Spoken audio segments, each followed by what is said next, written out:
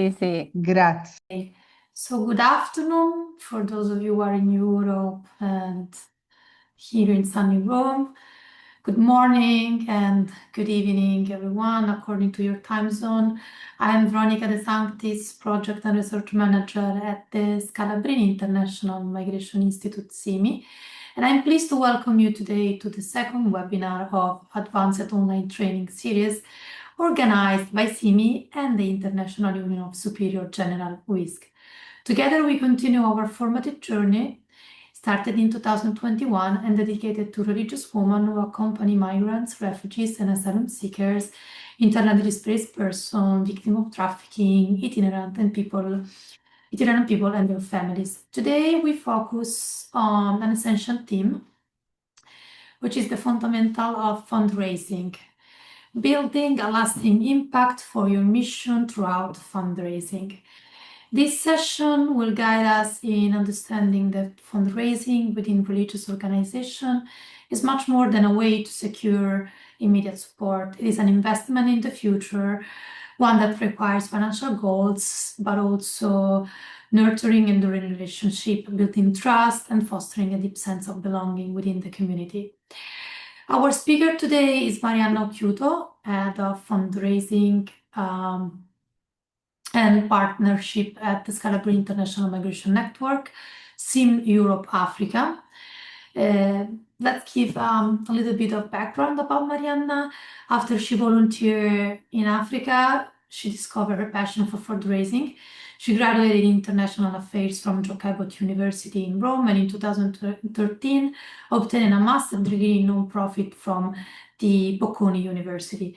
Following various volunteer and work experiences fundraising in organizations such as WFP Italy, Terre des Hommes, Susan G. Komen Italy, in 2016, she began her career with the Scalabrinians in the Scalabrini Agency for Cooperation and Development, SHCS, where she coordinated fundraising and partnership to support migrants and refugees in Europe and Africa.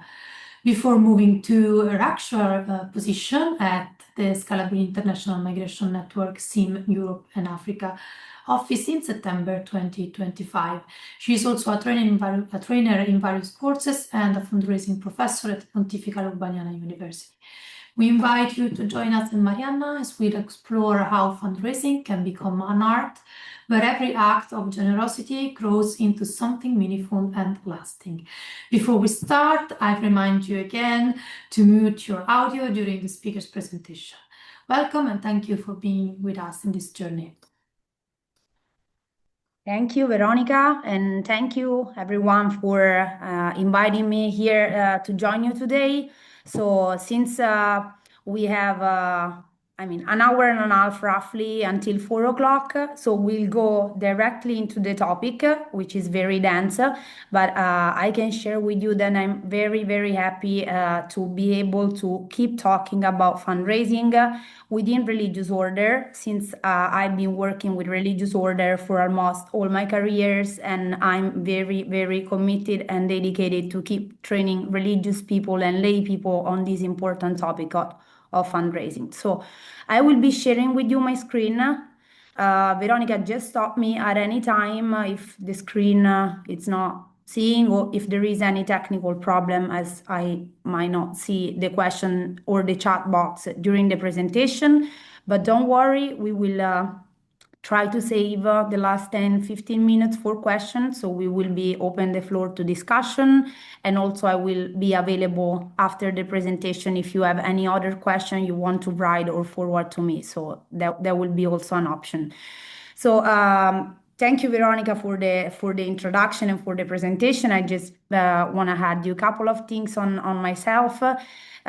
So I was born in Rome. I'm Italian, but I consider myself a citizen of the world, as I love the world, love different cultures.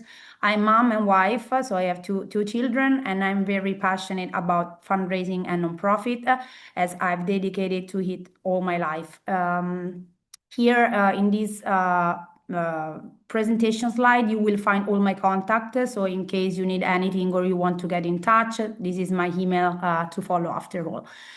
But let's go into the topic. So, as you can imagine, fundraising it's a very, very broad topic, and it would have been hard to go in depth of all the fundraising techniques and tools in just an hour and a half. But I really wanted to provide an overview of fundraising, so to start giving you some hint on different topic.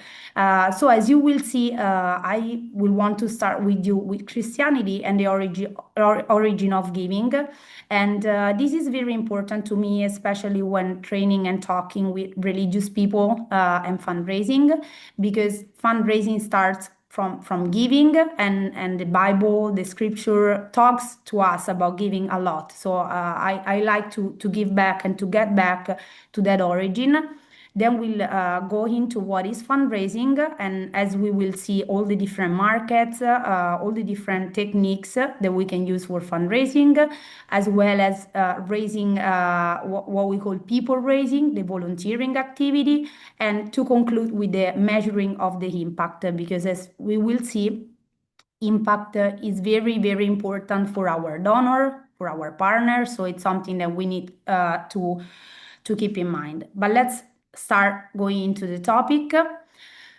So, when we talk about the origin of giving and Christianity, of course, we can definitely say that the concept of gift is deeply rooted in theology and in the scripture, and it takes on different and multiple meanings and expressions. So, here I just had just some of the reflection on giving, gift, and Christianity. Of course, I'm sure that there might be many, many more.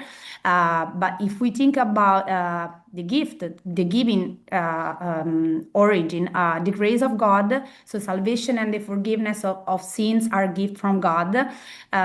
Jesus Christ is the greatest gift that God has given to humanity, as well as generosity. So in many, many part of the scripture, so the Christians are called to practice generosity. And also, if we think about the gift of the Holy Spirit, so wisdom, understanding, counsel, fortitude, knowledge, the fear of the Lord, so all those gifts that the Holy Spirit has given to us, it's also central. But why am I talking about those giving and this origin of giving while talking about fundraising? Because sometime in those more than almost 15 years work in fundraising within religious order, it happened to me that many religious people, but also lay people, told me, "Oh, but what is the connection? How can we connect what we do in our daily life, in our religious work, with the topic of fundraising, of giving?" So if we start reflecting that this topic, it's really inside our religion, it's inside Christianity, and the origin of giving, it's very important. And we start to look at fundraising in a very different way, different perception. So just to give you, I mean, some ideas, I was saying there are so many connection with the scripture and fundraising. This is one of my favorite. It's more blessed to give than to receive. So as is written in the Acts 20:35. But another very important reflection and connection could be, for I was hungry and you gave me food, I was thirsty and you gave me drink, I was stranger and you welcomed me, naked and you clothed me, sick and you visit me, in prison and you came to me. Of course, if we think about this path of Matthew 25, maybe we don't look at fundraising right away, because we're saying, okay, but it's not written everywhere that we need donation, or that we have to collect money. But actually, we start seeing that fundraising and raising funds and collecting donation becomes a tool to do all of those things. So, because if we encounter people that are hungry, and we have collected donation and funds, maybe we can transform that need into concrete projects. So we start introducing the idea that fundraising, it's not our hand, so it's not our final goal, but fundraising is a tool, it's a way to reach that goal. So to transform that need, the need of being hungry, of being thirsty, of being a stranger. So we all work with migrants, refugees, people on the move, and so we maybe can concretely understand what I'm meaning in transforming those needs into concrete action. And fundraising can really be a tool that supports us in this journey. So, but what is fundraising? So we have been talking about the origin in Christianity, but so we have one of the major expert and what is considered the father of fundraising, Henry Rosso. So he said that fundraising is a gentle art of teaching others the joy of giving. And actually, this is the highest definition. I mean, I think the purest definition of fundraising because it's not talking again about money directly. It's talking about an art. So basically, fundraising it's in the middle. We have seen there is a need. Someone is hungry. Someone is thirsty, and then there is a final objective. So fundraising is in the middle. And in fact, another definition says that fundraising is not the science of collecting money, but it's the art to sustain a social mission, a means that never, it's a mean and never an end. So, what we were saying before, it's not our final goal, it's a tool to reach our final goal. And in fact, if we look at the word fundraising, which maybe this is easier for English, but in Italian, this is very often misinterpreted because in Italian it's a raccolta fondi, the translation is collecting funds. But actually, fundraising, if we look at the etymology of the word, it's not just about collecting money, but it's about the ability of making those money raising, growing. So it's about sustainability. It's not about just a one shot activity to find a donor, raise those funds, and then that's all. No, it's the ability and the techniques to make sure that those funds keep growing to make our mission very sustainable and so our projects having a bigger impact even in the future.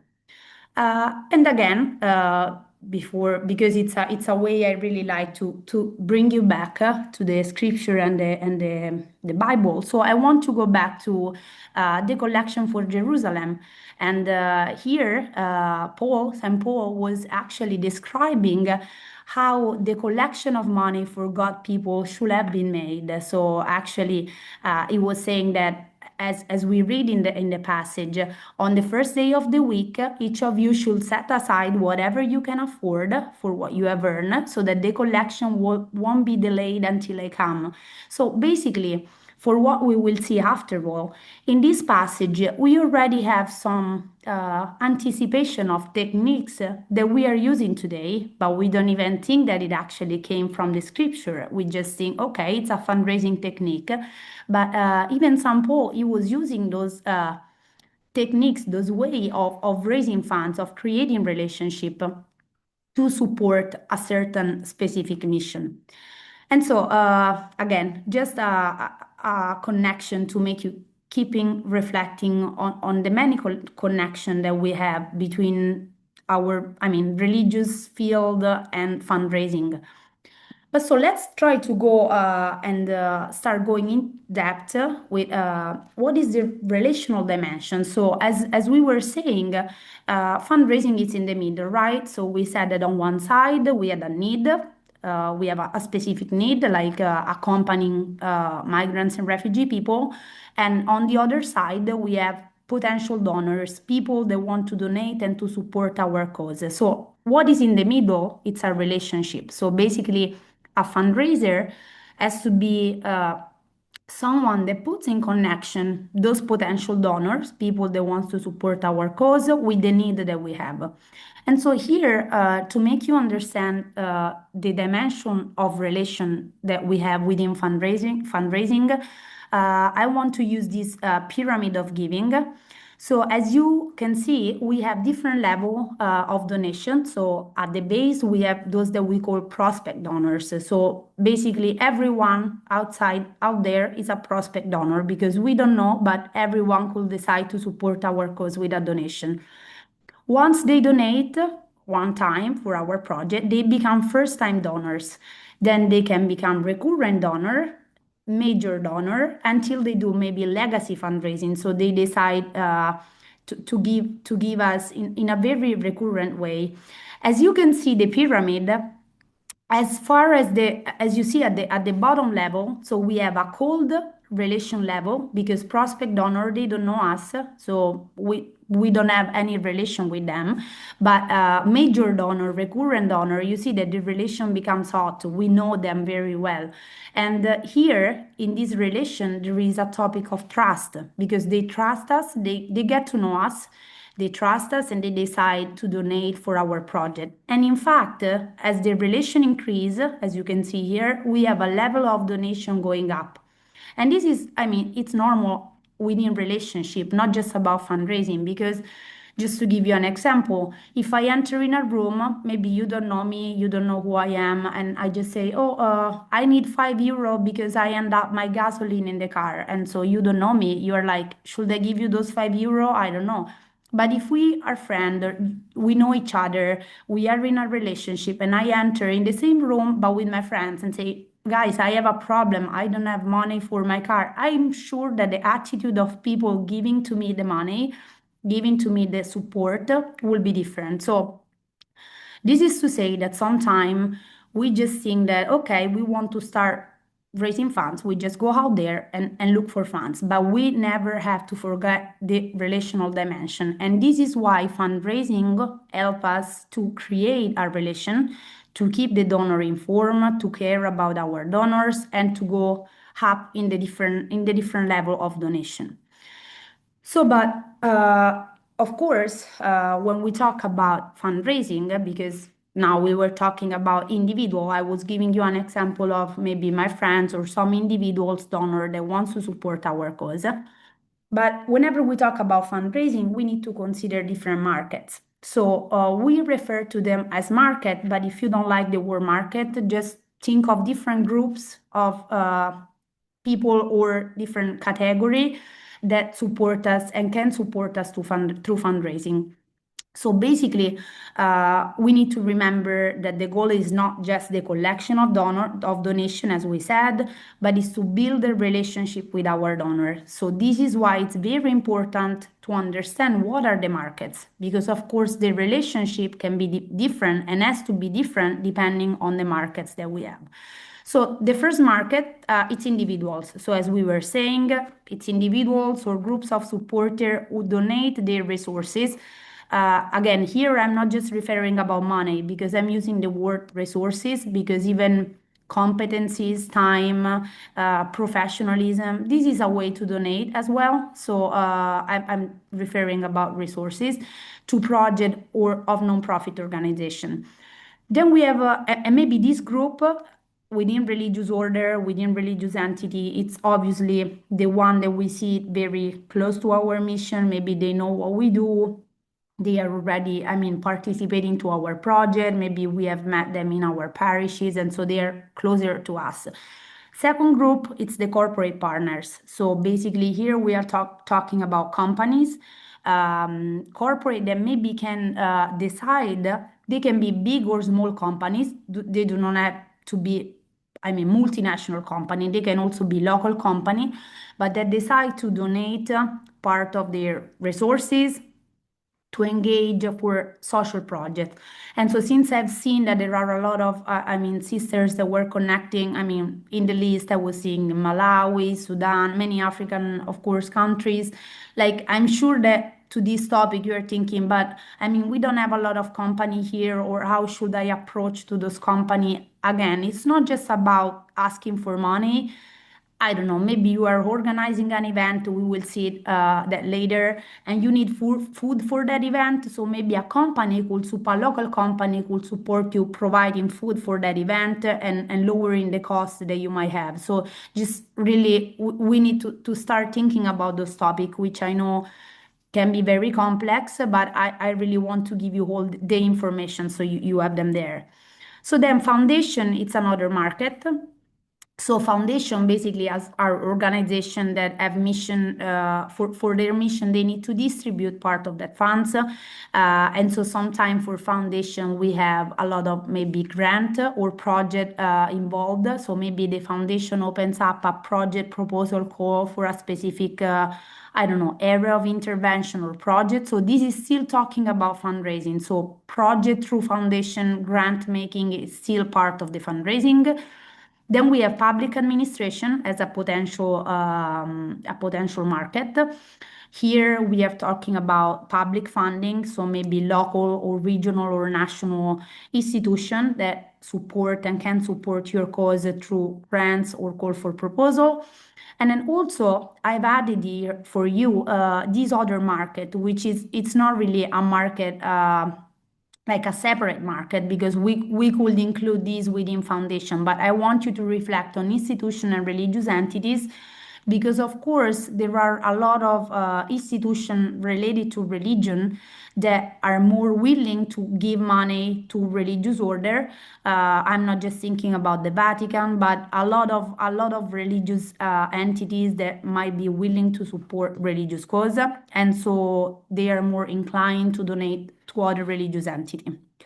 So having seen the market, I just want to get back on the first one, so individual. So, and whenever talking about individual, of course, it's easy to think about community fundraising because we know our community are made of individual, right? So we have our community project made of a lot of individual group organization that belong to the same community, and they get together to raise fund for a specific project or for a common cause. So actually this really involves the mobilization of different resources of donation, such as money, skills, time. So here again, I'm referring to what I was saying before. So in resources, there is not just money, there can be skills, time. So from the member of the community to support initiative that benefits the community itself. So what do we mean with that? Is that maybe we have a community project, I don't know, something we want to, I don't know, build a new room to do um, courses for migrants and refugees within our local community, or maybe buying new computer for digital courses for migrants and refugees in the local community. And of course, if the community gets together, so they feel that the project belongs to them as well, they feel involved in the process of thinking about the project, they might be involved into raising fund as well. And so saying this, I always suggest whenever we talk about project that we always need to keep in mind that local communities must be active part of our project thinking, and not just saying, okay, we want to start this project here without taking into consideration the local community, because the local community can become very supportive, can become a source, an important source of funding. So it's always very, very important to consider local community and community fundraising in general as part of the process. As you will see throughout the presentation, sometime I had different links or sources that you can go ahead and read more. But if you're curious about it, I mean, I have tons of articles and information that I can share with you. But for example, here, this one, it's a complete guide for fundraising strategy through community. So there are a lot of idea and input that you can get from there. And of course, because we are talking about faith-based or religious organization, I wanted to make you this distinction. And so, community fundraising, in fact, is central for faith-based organization and community-based organization. So, why it's central for faith-based organization? Because of course, community fundraising can provide a strong support for religious activity, for community outreach, for social services, because it fosters, as I was saying before, a sense of stewardship and shared responsibility, because the community feels that the project it's also belonging to them, and so they want to support this project, and in fact can support different activities such as missionary work, charity drives, and for example, I don't know, building maintenance. So maybe we have our building that it's really, I mean, broken or need maintenance, so the community can be involved in raising funds for those things.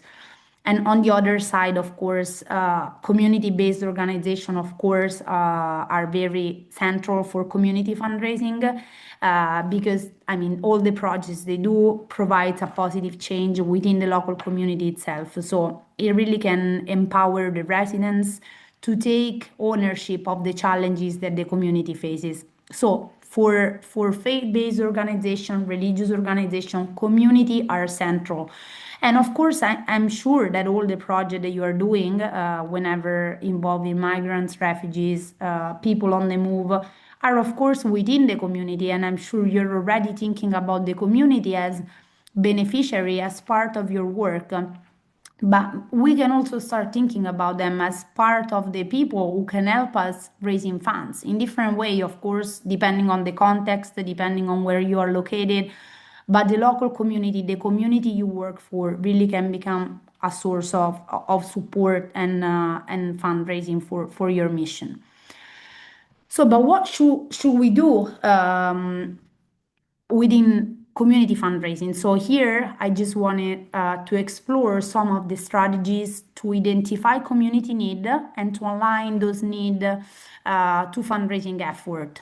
So so of course we need to listen to the community to understand the priority. So as I was saying before, we cannot just go into the community and start a project if the community is not, I mean, aware or tell us what are their priorities.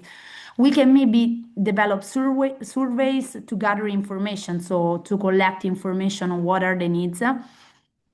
We can identify the community assets that we have, so what resources do we have within that community, and we can use different data to prioritize the areas of intervention. So for example, to give you concrete ideas, we were saying before, we want to start a computer class, a digital class in a certain area, so we need to understand what are the asset and the resource I already have. Do I have, I don't know, electricity? Because maybe maybe we are talking about a rural community, and that's different, right? Than maybe a well-developed community. And then we need to engage partner. So what are the other partners that we can make participate into creating solution and mobilizing resources? Just to go back to the computer class idea, we want to build this computer class. So maybe we can engage different partner, maybe computer company that are in the area that wants to, or companies in general that maybe wants to donate some to us some of the computers. So this is already a way to raise fund, even if it's just for an object, but it's something that will help us to make the project concrete. And then of course we need to create inclusive space for sharing experience. So we need to keep the community informed and also establish a mechanism of ongoing feedback. So it's very important that if we do a project with our community, we ask them to support us through fundraising. We also need to ask them, are you having any challenging? Are you seeing any problem in this project, even in raising funds for the project? Because this helps to build really a transparent communication and a relationship of trust. As we were saying before, the relational dimension of fundraising, it's very, very important. Of course, when talking about fundraising, as I was said before, the techniques can be very diverse. So we have a lot of techniques, a lot of tools, a lot of way to raise fund. So having just an hour and 15 minutes, I wanted to concentrate on something concrete that you could use. And of course, fundraising events are some of I mean, the most used way to raise fund for a certain cause. So, but let's look at events to identify, first of all, what kind of goals and objective can an event have whenever we organize those events. Of course, raising funds can be one of the final goal, but we can also organize event maybe to promote initiatives or to promote our activities, to train. For example, this that we are doing, this is an event, right? It's a mixed event. No, it's an online event because we are all connected online just to be training, right? So it's not, raising fund is not just the final goal, but so we have different objectives while we organize event. Of course, we'll try now to focus on fundraising events. So what kind of, for example, fundraising events, so when we talk about events and fundraising, could we organize? So here is, of course, just a list, but I'm thinking about community festival or maybe sport tournament. So maybe we can involve our local community or our group in the territory to do a sport tournament and raising funds for our mission. We could do cultural performance or maybe fundraising dinners and gala. So maybe you have heard, I mean, or maybe you have experience. I don't know. Maybe some of you already has, I mean, great experience in fundraising. But even organizing fundraising dinners, it's a way, of course, to raise fund. Community cleanup event or traditional ceremony and festivity, art exhibition, music and theater events, community walks. So in Europe are very popular those walk where you maybe walk for a certain cause and then you raise funds for it. Or I don't know any other suggestion, but this is just to make you think that events can be really a powerful way to raise funds. So through events, we can definitely raise funds, collect money, involve our donors, involve our partners. So it's a powerful way to do it. But of course, whenever we think about events, I mean, events, it's a very broad topic, no? Because an event can even be a birthday party. I mean, that can be a small event, or it can be, I don't know, a national event, a national marathon. So as you can imagine, those two kind of events are very different. And so, in fact, size and complexity are fundamental aspect to be taken into consideration while organizing an event. And so here I put you two events where I directly worked for. So the first one on the left was actually my first ever fundraising experience that I did. So as Veronica was saying at the beginning, I volunteered for 3 months in Mozambique in a refugee camp. The refugee camp was called Maratane through the Scalabrinian Fathers. So I was there volunteering in the school feeding program. And so whenever I came back to Rome, I was like, okay, I had this great experience on volunteering on the field. I was very touched by the stories of and the projects that the fathers, the Scalabrinian fathers, were organizing there. So as lay people, I said, okay, I want to do something for the project, and so I decided to organize this marathon for Maratane.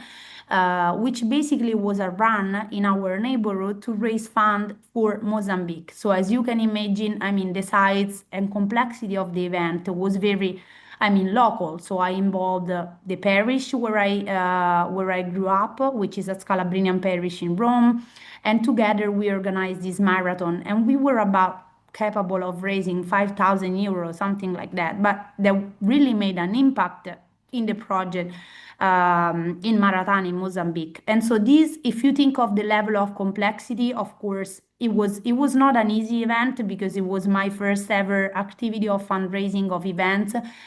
But of course, it was different from the other event I'm putting you here, the Race for the Cure. So I used to work before working for the Scalabrinian. I worked for 4 years for this organization preventing breast cancer. So doing prevention for women for breast cancer. Here they organize this huge event, which it has 100,000 participants in Rome.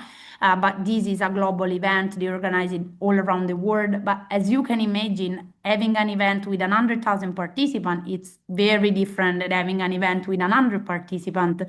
So, but why am I telling you those things? It's not because, I mean, I want to say, oh, yes, I organized this huge event. No, it's because I want to make you thinking that you don't have to organize a huge event to start raising funds. You can even start small, start local, start from where you are.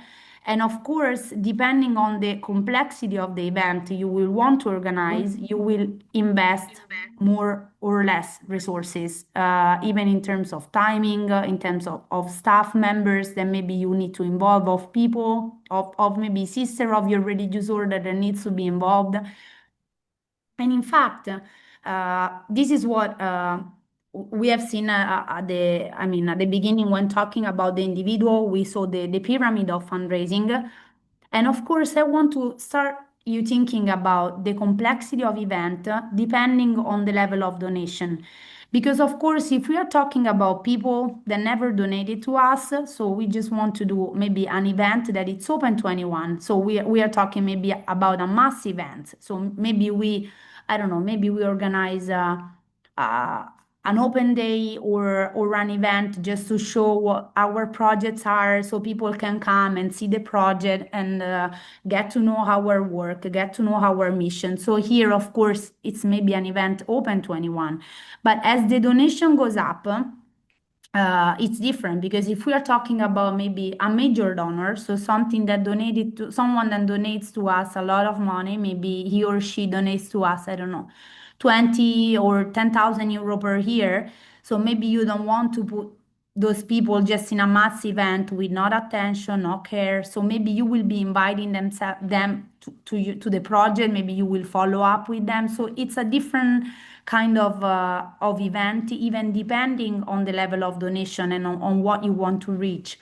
Of course, a marathon, as the case as I was showing you before, it's open to anyone, so anyone can attend a marathon. So that's considered a mass event, and maybe even your donors participate. But you always need to keep in mind that also because it's at the basic of caring for your donors, for your partners. So if those donors a really recurrent donor and keep on supporting your cause. So you want to be creating more dedicated event, dedicated initiative, and this also goes with communication. So because I'm sure that if you receive, I don't know, so many donation in general, but whenever you have someone that is keep on donating to you, so it's part of the relationship. You want to thank them, and organizing dedicating events can be part of thanking the donors.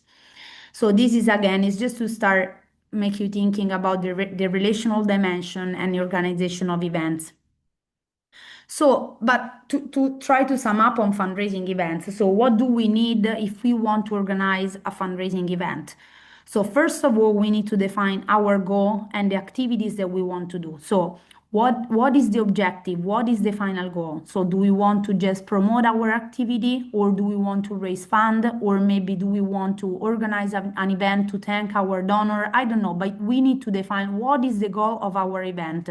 Maybe we just want to raise awareness on human mobility, on the importance of human mobility. So the final goal is not just raising funds, but it's about making people understanding and I mean the importance of human mobility. So once you define the objective, the activity and also the method of execution, what do we need? That of course, if we want to organize a marathon, then we need to think about a location. So where are we going to do the marathon? Or if we want to organize an art show or maybe a theater exhibition, so we need to think about the different aspect.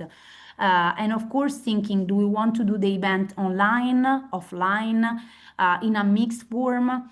And I think this is something that COVID left us in the sense that before COVID, talking about online events was really not that popular, okay? Because people really wanted to gather together, to stay together. But COVID kind of train us to use more and more those digital tools. And this is now a very important opportunity, especially for those of you that maybe are in other countries. So you can still think of organizing events through the online. So that goes beyond just your local community, but maybe you can reach other potential donor, potential partners. So think about even the online event.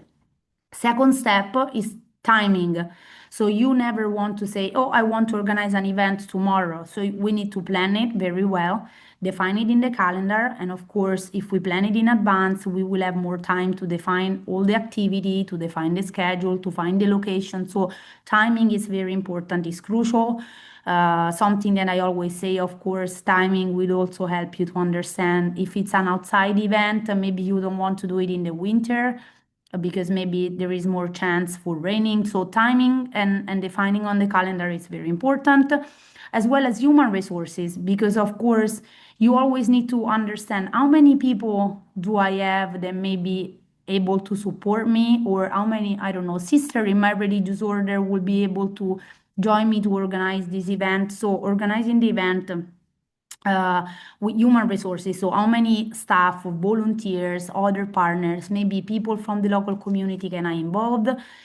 Then we need to define the budget because, of course, yes, it's wonderful to talk about events, but we need to start putting down in an Excel file what are the costs. Because if we want to organize an event to raise funds and then at the end we have more cost than the funds we raised, then will be a loss. It will not be really a fundraising event. So we need to have clear all the costs and all the possible revenues. What I'm meaning, like we want to organize, I don't know, a dinner.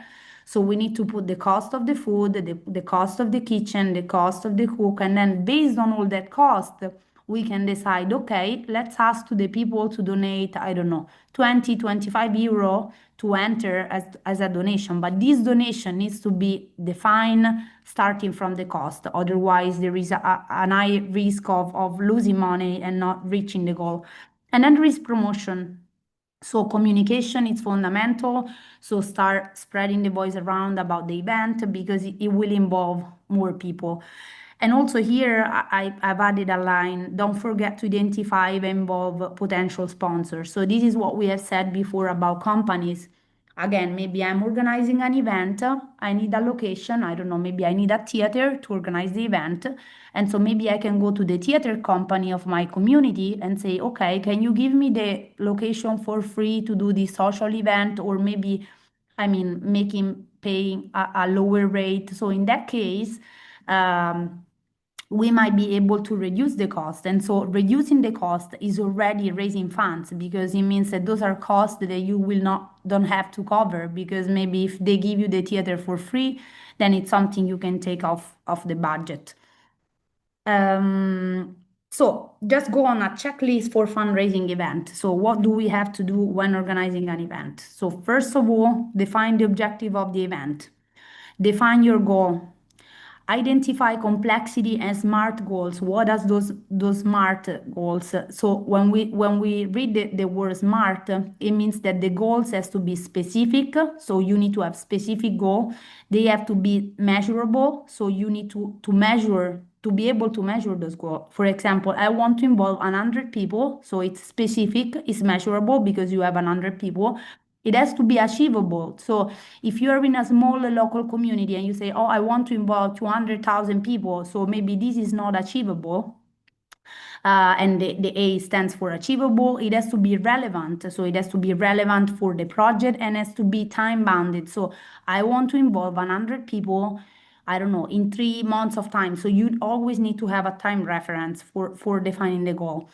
Then you need to create and you can create an organizing committee. So let's say you have this idea of organizing an event, so don't do it by yourself, but try to think, okay, who are the people that can support me, and maybe involve one person to look for the location, another one to coordinate the volunteer, another one to look for sponsors. So try to divide all the different rules to organize the event among different people. So it's not all on you, but it's divided in a committee.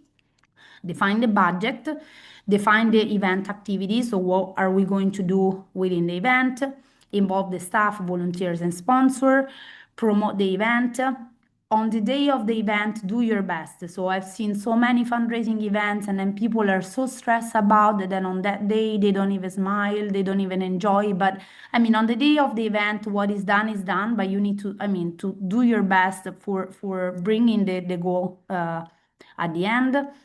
Always monitor and evaluate results. So on these I'm really obsessed because if you don't monitor after you have done something, you don't know what was wrong and what was good to make it replicable for the next time. And always contact participant for follow-up. So if someone participates to your event, it's always a good way to start even to create a relationship for fundraising, as we said, to keep in touch. So maybe send them a thank you email or send them a letter. I don't know, telephone them. It's if it's a it's a real contact, I mean close contact, but always follow up with the participant. And so I think on this we close on events. And we move on a different topic. So I'm trying to guide you. So as we were saying, so individual, and we have talked a little bit about community fundraising events because it's something on individual. Now, I want to move a little bit on the foundation side and on the donor agency relationship because I know that a lot of religious order entities rely on donor agency. And as I was saying, even donor agency and fundraising through foundation, it's part of the fundraising strategy.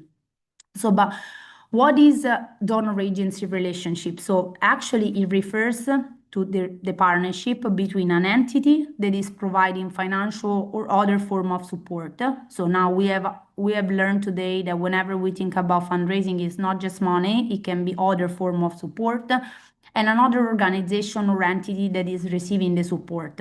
So basically, on one side, you have those entity providing resources such as grant, financial aid, technical assistance that can be government, intergovernmental organization, foundation, maybe a philanthropist. So you have this agency. And on the other side, there is you, the entity or the receiving organization that is receiving support from the donor. So maybe there is the mission where you're working that is actually receiving the money from the donor agency.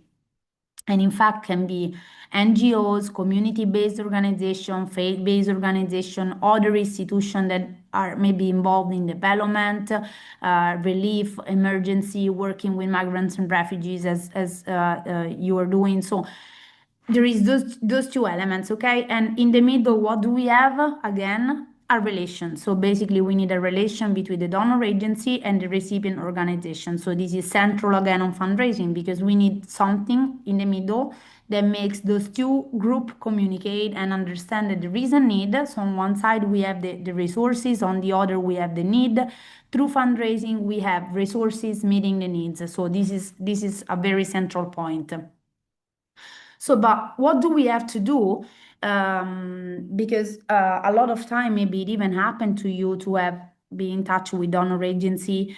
Maybe, I mean, the religious order you belong to, maybe the central office found a donor agency for your local office. So, but what do we need to do to maintain a positive and effective relationship with the donor agency, between the donor agency and the organization? So here there are some steps that I've tried to sum up for you. So first of all, you need to review always the funding agreements. So whenever there is a donor agency donating to a local project, to a local organization, there has to be an agreement. So something that maybe was written, was signed, maybe was even just said by voice, but try to have those agreements written down because this agreement will help you to understand how do I have to use the fund? How do I have to report the use of funding or the impact? How should I communicate? So it's actually an agreement between the two parts.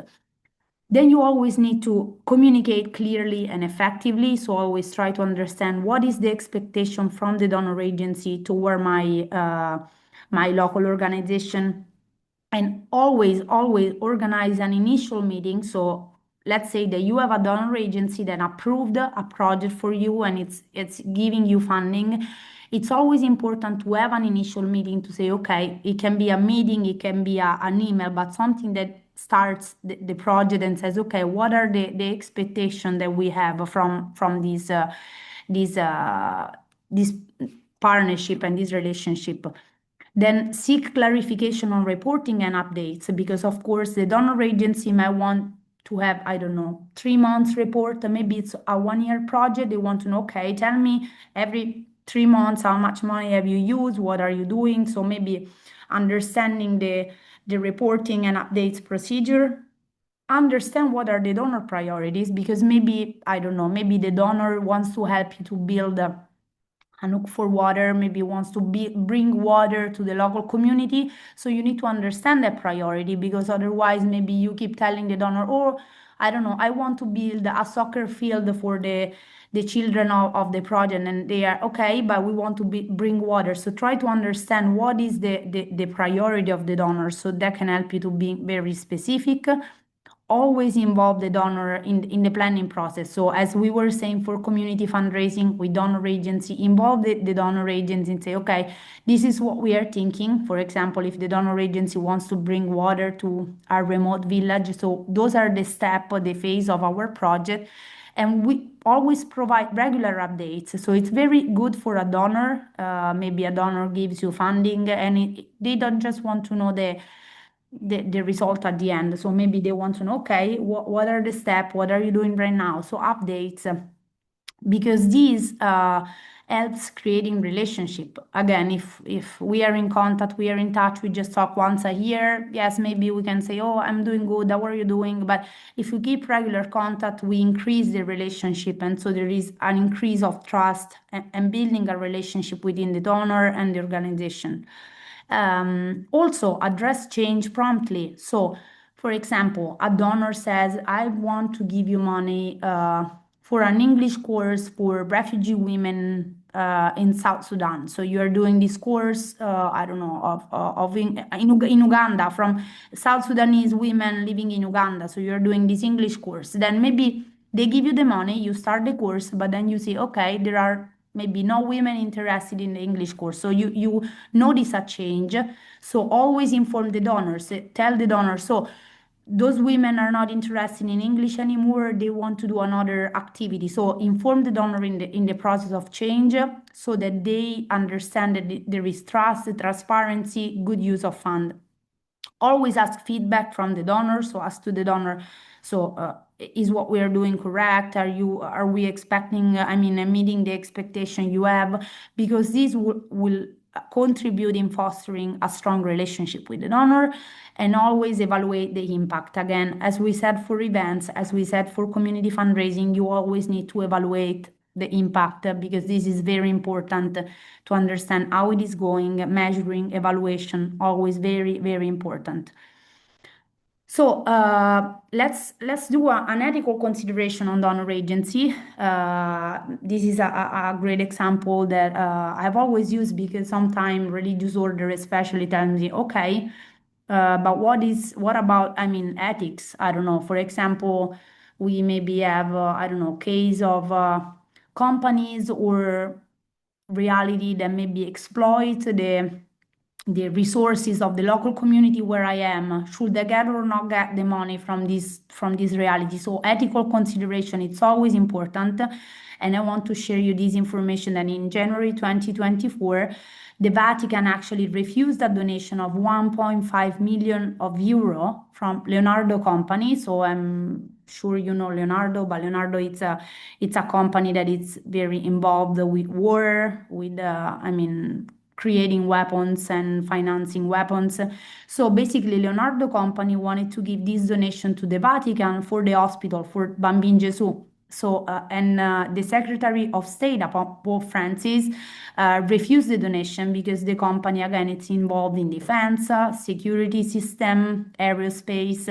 And this refusal actually involves some ethical, reason, because of course the Vatican was saying we don't want money that comes from maybe many children that have been killed by the war to, get health to other children, because there is an ethical consideration behind. So they decided not to get the donation. Just for you to know, another hospital in Italy, not a Catholic hospital, but they got the money. They said, okay, we can get the money, it's fine. We will use it for our mission.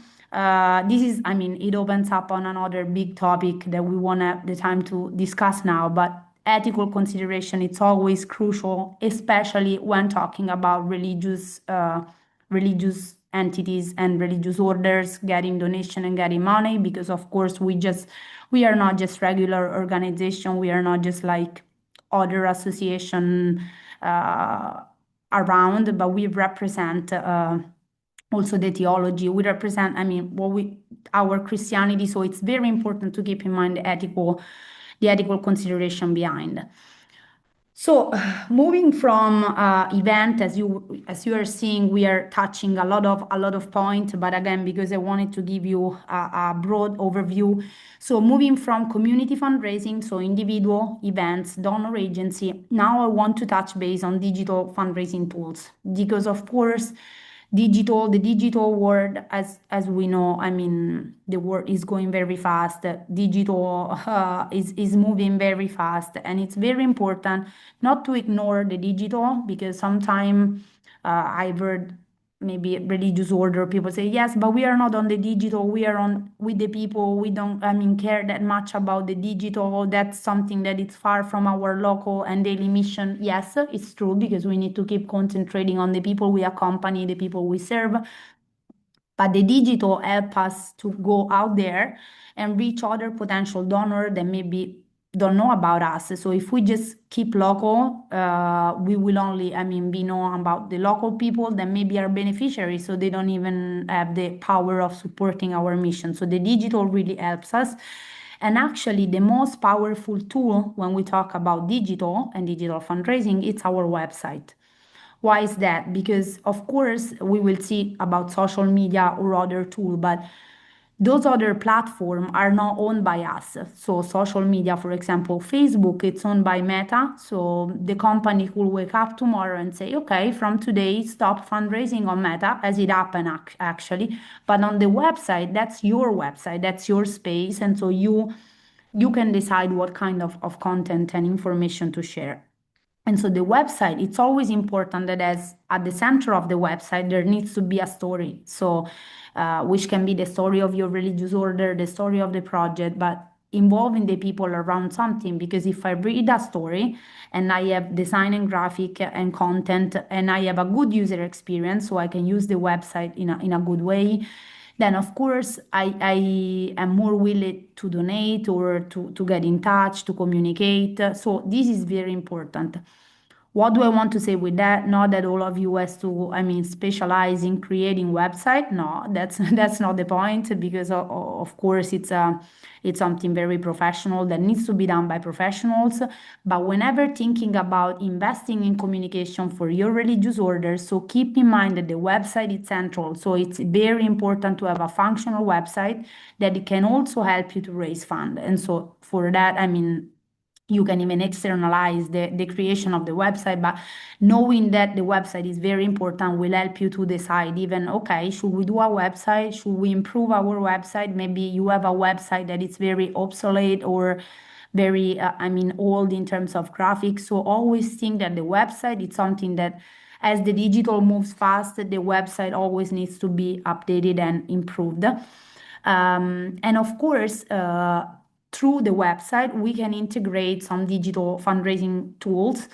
Here I put you an example from the Scalabrinian Agency for Cooperation and Development, just to make you understand that through the website, you can actually create specific campaign, maybe to collect money, donation, contacts, because this is also something very important. So we have been talking about resources whenever we say about fundraising, but even contacts are something very important, because if we don't have the contacts of those people, how do we ask to give us donation to support our mission? So collecting contacts is also fundamental. Thinking of all the aspects I've been telling you until now, community fundraising events, if you don't collect the contacts of the people, how can you thank those people? How can you create actually a relationship with them? So collecting contacts is fundamental. But again, as I just wanted to give you an example here on the home page of this was from the website of ASCS, and here there is immediately becomes a spark that makes dreams shine. This was a campaign on supporting the dreams of migrants and refugees and local community, and there is always immediately the way to donate. So it's very easy for a donor, for a person that wants to support me, to make a donation. So the process of donation, it has to be made very easily, because if I want to support you and I ask you, how can I support you? And then you don't know, oh, okay, maybe you start, I mean, thinking about it. So the donor understand, the potential donor understand that the process is not clear in your mind. And this is the moment in which maybe the desire of donating can go down. So it's very important that our website speaks very clearly about donation. And of course, as I was saying before, the website is central, but of course, even social media are very important. And again, so I've talked in the past with several religious people, but not only religious people that told me, oh, but yes, as religious people, we don't want to be in social media. Social media, it's something far from us, from our mission. Yes, but if we think that even the Vatican uses social media to communicate, to keep people updated, so this is very important. Here, I just wanted to provide that actually the different social media can offer different tools for donation depending on the target and depending on the social media. But basically, through Facebook, you can do personal fundraiser and nonprofit. You can do activity of personal fundraising. You can have activities such as donation button and fundraiser in post. So maybe you can share a post. You can share maybe a picture of a school in Malawi that you are supporting, and through Facebook, you can actually have people supporting your cause. The same thing can be done on Instagram, on LinkedIn, on YouTube, but the idea it's always to keep in mind about the target because as we know social media each social media has different targets, so maybe LinkedIn is more for professionals. So if you are looking for support, I don't know, for your project, maybe you need a lawyer because you need a lawyer to support migrants and refugees you are assisting. Maybe you can find that contact through LinkedIn, and so maybe on LinkedIn you can say, okay, we need a lawyer for our projects, please support us. That can be the right target. While on Instagram, maybe there are more the young people, the young generation. There are also other, I mean, other social media. This is just the four that we are analyzing today. But just to make you think that even social media can be a powerful way to raise fund, and depending on the social media we can have different tools here. Actually, I added you a link because on Meta, so fund for Facebook, there are all the fundraising tools available that you can actually use to raise fund through social media. From last year, there was actually, as I was saying before, a big shutdown of Meta. So before you were able like to collect money through Facebook even for your birthday. Like I could say, okay, for my birthday, please donate to this specific cause that I have in my heart, and people could donate it. Now it's blocked for almost all the European countries. So some of the African countries maybe are still open, but Meta is closing all the donation through Facebook. So this is changing very much. Again, this is why the website is central. It's very important because on the website, it's your website, so you can do and write whatever you want without being subjected to the policies of the social media and of the other platform. But social media are fundamental for communication because again through social media you can share your story, you can share stories of the beneficiary, and in that way people can get involved and decide to donate. On YouTube, of course, video. On Instagram, maybe more pictures, but depending again on the social media you can share different contexts. And also, because it's something that is very, very popular when we talk about digital fundraising, people tell me, "Oh, I want to learn how to do crowdfunding," because it's, of course, something that maybe you have used or you have heard about it. So I wanted to discuss with you, first of all, what is crowdfunding? So according to the European Commission, crowdfunding it's a way of raising money to finance projects and businesses because it's not just for non-profit, it can be done also for profit. And of course, as the word crowdfunding says, so we raise a lot of money from a large number of people. So we have a crowd that support us through funding. And in fact, the point what is it's having a lot of people, a large number of people raising a small amount of money. So basically, if every one of us donates, I don't know, €3 per person, I don't even know how much we are now in the room, but like 200, 300 people, a small amount of money for everyone, it becomes a big donation. So crowdfunding, it's important for that reason because you can ask a large number of people to donate small amount of money.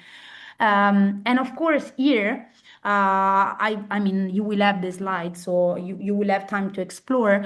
But I've added you a different crowdfunding platform for each country. So actually, different country can have different crowdfunding more specific, but also crowdfunding are very dedicated to the different topics. So for example, as I was saying before, it's not just about nonprofit, it can be also about a person that wants to open up its own small company and can ask other people to support that cause through through crowdfunding. So basically, there are those platforms. This again, it's just an example list where you can put on your project and ask people to donate to that project. So again, it's a way to be online if you yet don't have your website, to spread the project online and to look for potential donor online. And just to understand a little bit about crowdfunding, because okay, we have said what it is, but how does it work? So basically, we need to define our project. So, and if we have said, so this is just my suggestion that it's a large number of people from a small amount of money, so we cannot think about, oh, I want to raise 1 million euro through crowdfunding. So let's start small with a small objective, a small goal, and the project, of course. So we need to define the project. So, for example, if we want to build up a school, let's say that's a very big goal. Okay, so let's start small. Let's start, okay, with the first this crowdfunding campaign. Maybe I want to start collecting the money to pay the architects and the professional to help me make up the project and build up the project for the school. So it's a smaller objective. So you need to define and set the funding goal. You need to choose the right platform. As I was saying before, there are different platforms in different countries, and this helps you because maybe you have a platform, I don't know, that it's in a different country from the one you are in. Maybe you can get donors from that country. But of course, I mean, why would I mean, I don't know, from a different country and you are asking money from Malawi. Why should I donate to you and not to another organization? Because you need to explain the story behind the project. So, storytelling, tell me the story, tell me, give me something, some concrete element, how that project will change life for the local community, why that school is important for migrants and refugee children in that country specific, how it will change. And so maybe you can come up describing some stories, maybe the story of a little child that thanks to the school was actually saved from, I don't know, child marriage, or I mean, providing concrete story. Then have done already. So this is something I always suggest. So if you launch a crowdfunding campaign, always need to understand. And the first 48, let's say 72 hours are fundamental in the sense that if I put a campaign on a page where maybe people don't know me and the campaign keeps staying to zero money raised, other people will be, okay, why should I donate? Nobody's donating, so it doesn't build really trust. But if you inform your previous donors, say, okay, we are starting this campaign, we will be launching the campaign tomorrow, and ask them to donate in the first 48, 72 hours, in the first, I mean, period of the campaign, this will involve many more prospect donors that see those donations and say, okay, many other people believe in this project, I want to believe in it too, I will donate. Always, also, you can decide to offer rewards a different donation level. For example, you can say, okay, if you donate 10 euro, I might send you, I don't know, a certificate or a drawing from a refugee child here. I mean, maybe even a digital copy of the drawing of a refugee child in Uganda. If you donate, I don't know, 50 euro, I can do this. If you donate 1,000 euro, maybe I can put your name in the board of the school whenever it will be built. So think about the different reward level, and always plan a timeline. So remember, we were talking about the smart goal. So time it's always important. So don't say, oh, I'm doing this crowdfunding forever. So but define the time, because in this way donors will feel, okay, if I don't donate now, the campaign will close. So they feel that they will donate. Then always define a realistic budget. So if you are starting with your first crowdfunding campaign, it's not very, I mean, realistic that you say, okay, I want to raise 100,000 euro through crowdfunding. So be realistic. Start maybe with a smaller objective and create a marketing and communication strategy. So if you just put the project on the platform and say, oh, I want to raise money for the school, but then nobody talks about it, that will not be very successful. But if you start maybe writing letters to the partners, to the sisters of your religious order in other countries, saying, okay, we are launching this campaign, help us, support us. So if you keep inform the people, so this might be helping you in having a more successful campaign. always monitor the projects, the progress.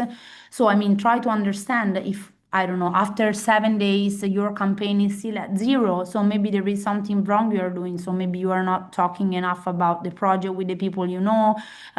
Maybe you need to add more stories, you need to add more pictures. I don't know, but maybe there is something that needs to be changed. And also keep your donor engaged at all stage.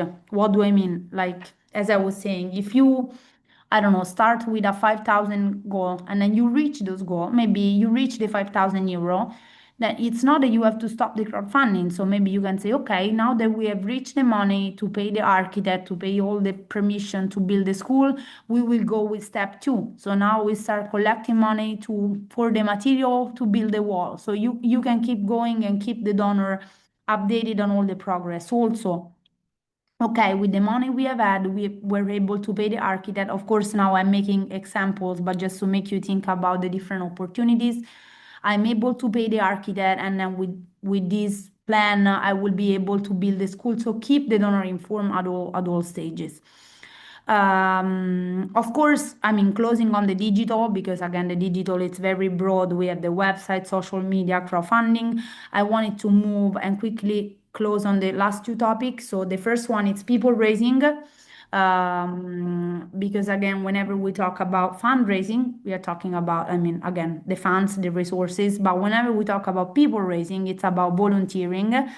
And so many times, I mean, the religious order are actually, and religious entity are actually very good in this, in the sense that you really value, and we really value in our daily work.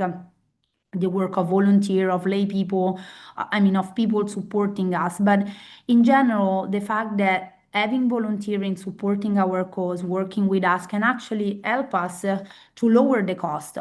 I don't know, I'm thinking maybe in your community you have an expert of building website. So if you have volunteers, maybe involve this person in volunteer activity, maybe he or she can say, okay, I will make the website for you. So this is already, it's volunteering, but it's already helping you to reduce the cost. And so it's already a form of fundraising. So, and also there is something else I always think about, the fact that money can come and go. So, I mean, I think it's not something stable, but the time people donate to you, it's something they give it to you and it's gone forever. So it's actually more precious than donating money, donating time. So this is why having volunteer people within your mission and caring about your volunteers is very, very important. And in fact, here I wanted to try to give you a little bit of input on how to do people raising, because through people raising, of course, organization can implement various strategy for managing volunteer and so involve the volunteer in the daily activity. So first of all, there is the research. So you map all the activity you have to do within your organization, and then you start saying, okay, I need someone, I don't know, to help me with data entry. So maybe, or I don't know, with making food kits to be distributed to migrants and refugees. So it can be something practical, it can be something more related to the daily office work, but you start researching for volunteering, okay? So you start saying, okay, we need volunteer for those topics. So maybe you can, I don't know, make a letter or start the word of mouth saying that you need the volunteer. And then you need to start to make selection, because, of course, remember that, yes, of course, everyone is welcome to support us, but then you need to understand if those people are in line with your mission, if those people are have all the requirements and the qualities for doing that job, because of course it's different if you want to do a website and then maybe I don't know anything about website and I say, okay, I want to volunteer to make the website, but maybe I'm not very in line with that position. So that selection is important. Then, of course, welcoming the volunteering into your mission, because the volunteer has to feel part of the mission. And I'm telling you this because, I mean, I grew up in a Scalabrinian parish. I lived the charisma of the Scalabrinians on the field when I was, I mean, little, and when I was just a young lady. And then I really felt welcome in that charisma from that religious order, that then I felt so connected that I wanted to give my professionalism to the cause. So welcoming the volunteering and having them being engaged is very important. always train your volunteer because maybe they start working with you, but they don't even know anything about your mission, your religious order. So train them on who is your religious order, who is the founder, what is the story of the religious order, or what are the activity you do. So training is very important. Time commitment is also important because remember that a volunteer does it for free, I mean, for volunteering. And so it can be that they give you 1 hour per week and then the week after they say, oh, I cannot come anymore. So the commitment is very important on the time, but you also need to remind that they are volunteers. So you cannot rely too much um, on the time commitment of the volunteer, but keeping them engaged, which is the second step, they will feel more willing to, of course, support and help you with the mission. And also monitoring and evaluation. As you have seen, I'm obsessed with this in the sense that you always need to monitor the volunteers, not because they start working with you. Then you say, okay, they are volunteering, they keep going. No, you always need to monitor how are they doing well, especially if they are working maybe with migrants and refugees in your project. So it's fundamental to keep monitoring the action because at the end, the volunteer represents your religious order, your entity. I mean, outside. So it's very important to keep monitoring how are they doing and have maybe a volunteer policy to say what a volunteer should or should not doing. So it's very important. To close, last slide before the 10-minute question that we have, because I've told you how much is important measuring. I think that, and sorry, there is a misspell here, but it's measuring the social impact. So, social impact, it's at the end of every project, it's important for our donor and it's important for fundraising, understanding what is the value, the social and the economic change that the project has generated. Because, of course, maybe you say, okay, I want to open up this school in Malawi or I don't know, in Sudan, in Congo, whatever, but then there is no social impact from the project. That will be a problem for a donor because the donor wants to see, okay, my donation, what was transformed into. So what is the social impact? So there is social change. What are the social change that that donation created? What are the social value that has generated? So maybe more refugees and migrant children have access to school and so they can contribute better and provide for better autonomy for their future. I don't know, think about some qualitative. So you have the quantitative and qualitative aspect of social impact. And of course, provide the sustainability because this is also important for a donor, being an individual, being a foundation, whatever. The sustainability of the project is very important because then the foundation will always ask you, okay, I help you open up the school, but then how will you run the school? Because otherwise, we will create a problem just creating an empty building that then needs money to be, to be run. So providing sustainability action, it's very, very important for measuring the impact that the donation has generated. Saying that, we have the last 10 minutes, so we can open up to question, thoughts, reflection. I'm sorry that the topics were a lot, but the topic, of fundraising, it's very, very dense, and I've tried to give you some starting input on the different topics and the area of fundraising, but of course, then we might be able to go more in depth of each section. So I will stop the slide so I come back to you because otherwise I don't see you. Okay. And so I've seen there are a lot of questions in the chat box already, or maybe it's just greetings. The main question here actually is, Mariana, if you're going to share the slides. Yes, of course. Of course, I leave you the slides. So those are available. So you have the reference for the different readings and information and my email. And again, I think fundraising.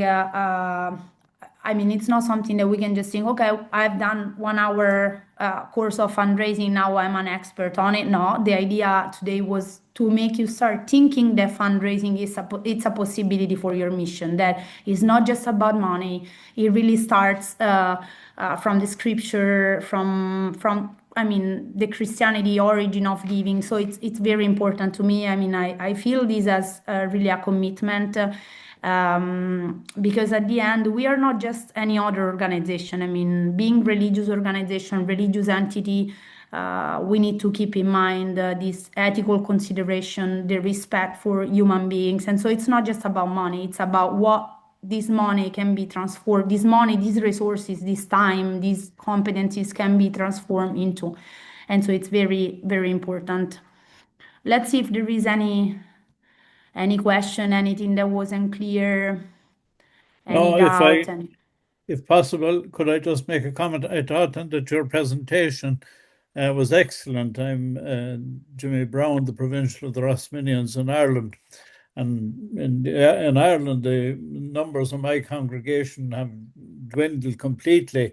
So now we are more and more involved with African brethren and Indian brethren. And what I loved about your presentation was that fundraising is not just about once-off events.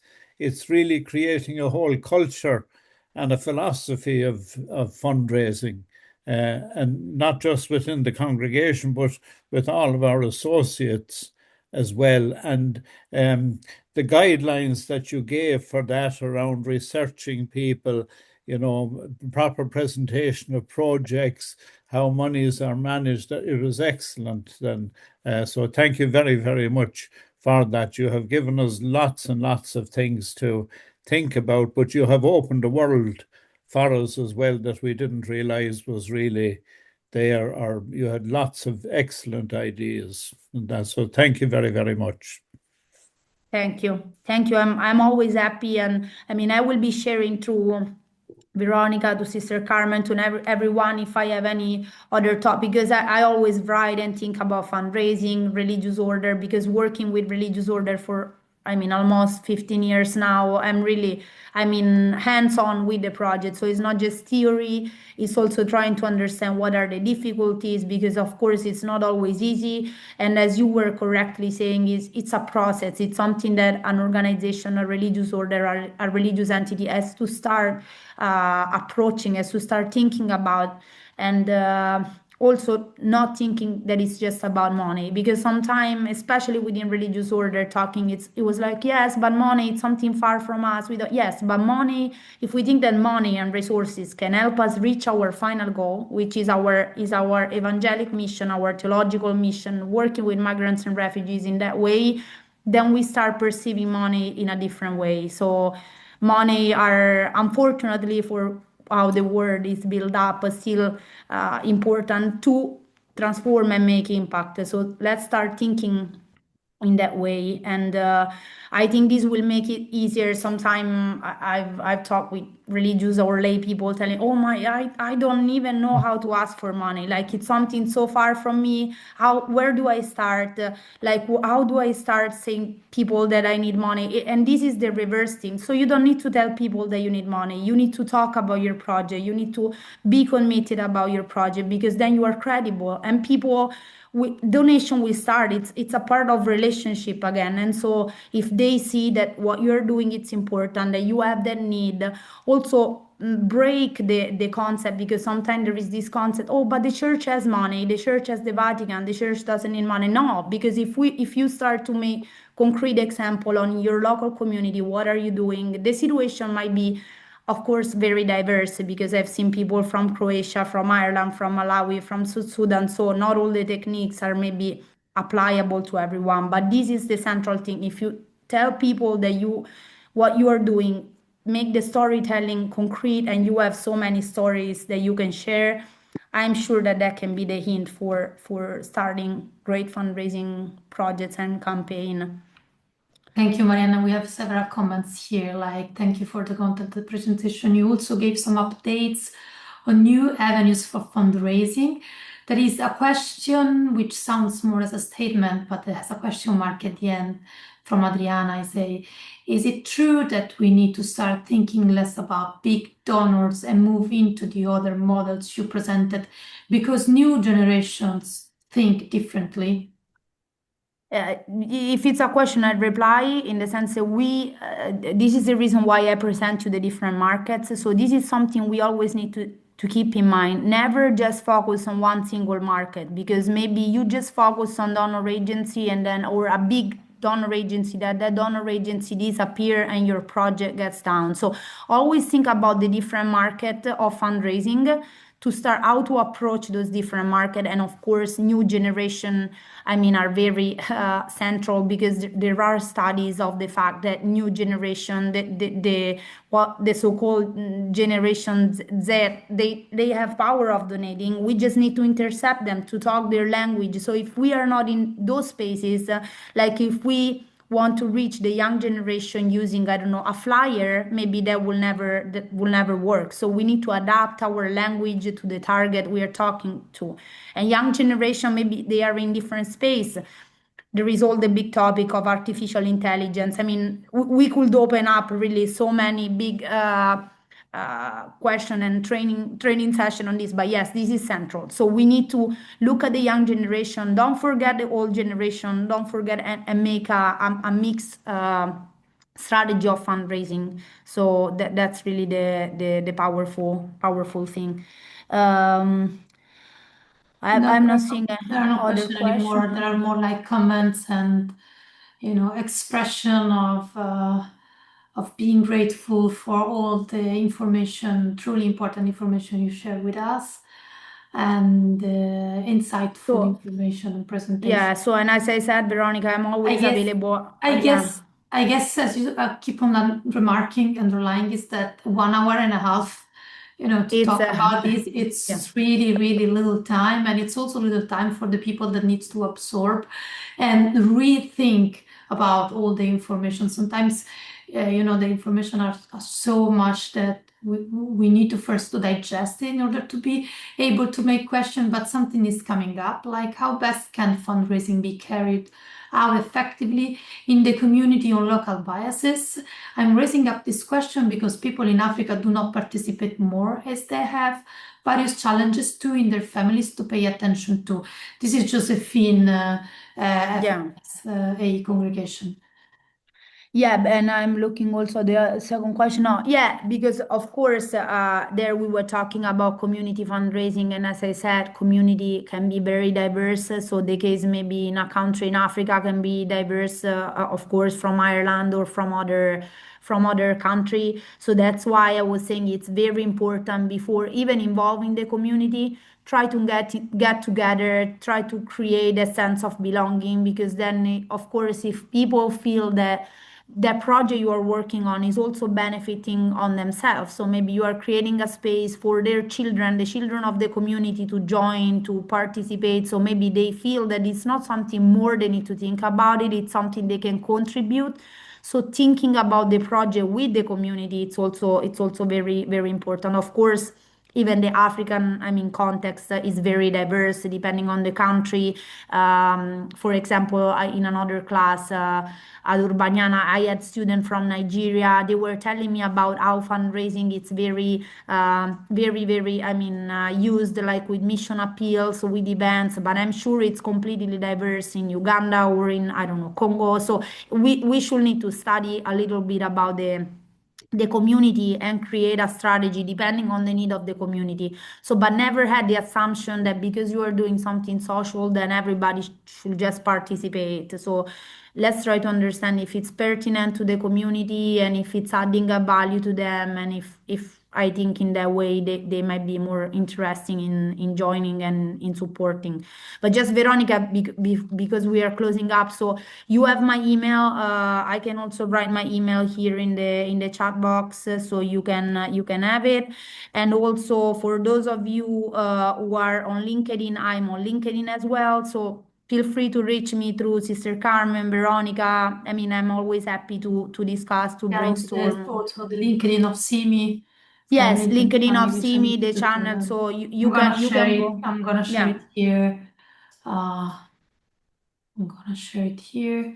And yes, we are going to send you um, the PDF of the slides in throughout the WhatsApp channel. And no, sorry, not WhatsApp channel. I'm sorry, apologize. Throughout the email that you already received from the WIS Communication Office. Here on the chat, I am posting, our LinkedIn profile.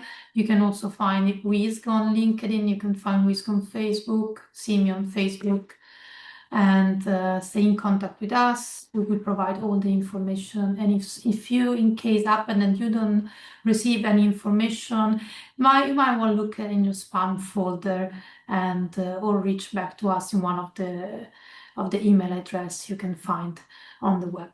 Thank you again for joining us today. Thank you, Marianna, for your brilliant presentation. And I'll see everyone tomorrow who's going to participate also for the Spanish course session, although the topics will be basically the same. We are just providing an opportunity for training in Spanish as well. Thank you very much. I don't know, Sister Cameron, if you want to give a last greetings to all of our sisters and the participants. Yes, thank you so much, Mariana, especially. And thank you, Veronica, for also helping and teamwork with us. Thank you to all who facilitate that we have today the Zoom platforms and all the details. But a big, big thanks to all of you, the participants, because being here means that you are taking very seriously the commitment towards not only fundraising, but towards the mission and service that you are doing. And I think with these new tools and created a network between us, we can respond to that. Thank you so much. In behalf of the all USG. Thank you. Thank you. Thank you. Yes. Bravo, Mariana. Yes, they are.